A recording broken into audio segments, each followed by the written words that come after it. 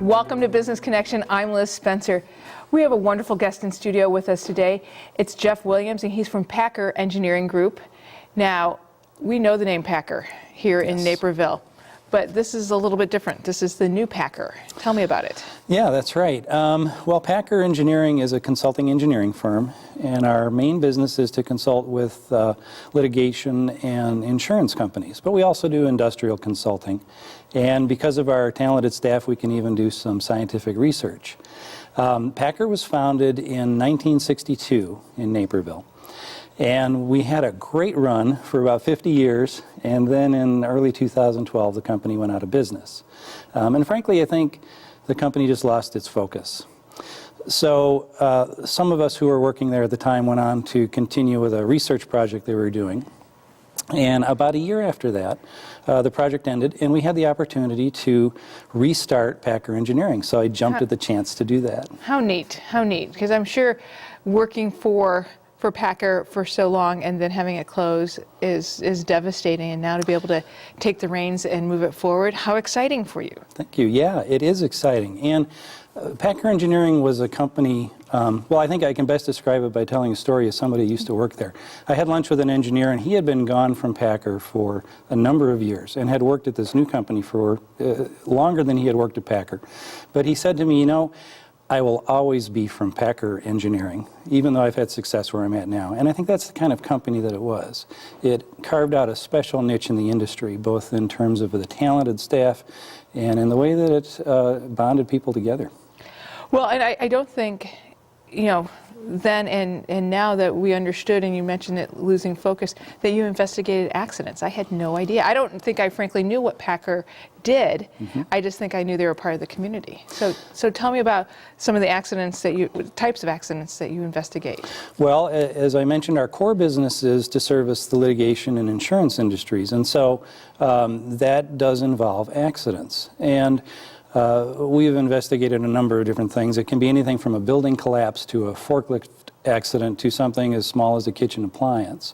And when our engineers go out and investigate these accidents, what they do is they work off something we call an investigation matrix. And in this investigation matrix, they're looking at three things. They look at the equipment that was involved in the accident. They look at the environment that the equipment was located in, and then they look at the operator. So, for example, we had an accident with some construction equipment. This piece of equipment was designed to lift heavy loads, and it had a counterweight that could be attached to it. Now, on this particular day when the thing tipped over, it did not have the counterweight attached. So our engineers went out and they investigated the site. Everything was fine with the machine. They didn't see anything that obviously caused the machine to tip over. The environment was fine. It was on a stable platform, and the operator was well trained and had years of experience.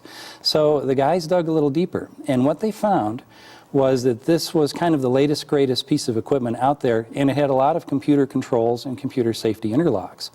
But it didn't have a way for the computer to know when that counterweight was in place.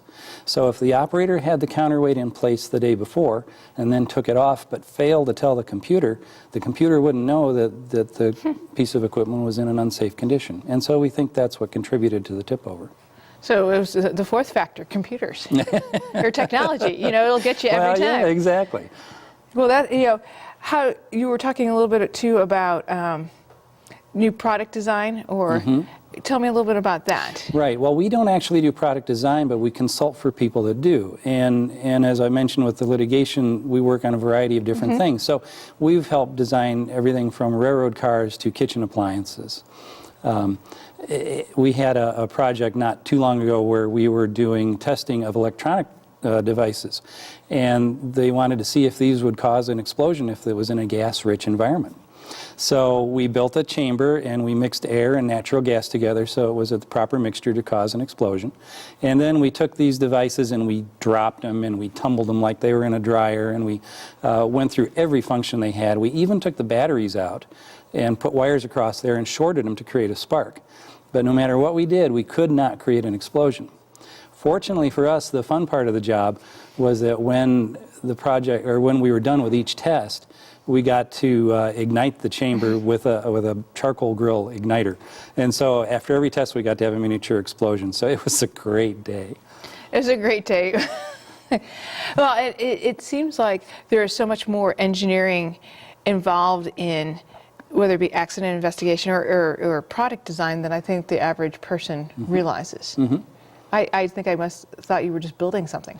Right. Well, and we do a lot of building because with the new company, we're trying to change our focus a little. We want to stay involved in our core business, which is the litigation and insurance industry, as well as working on the industrial consulting. But what we're trying to do is keep focused on our bread and butter industry.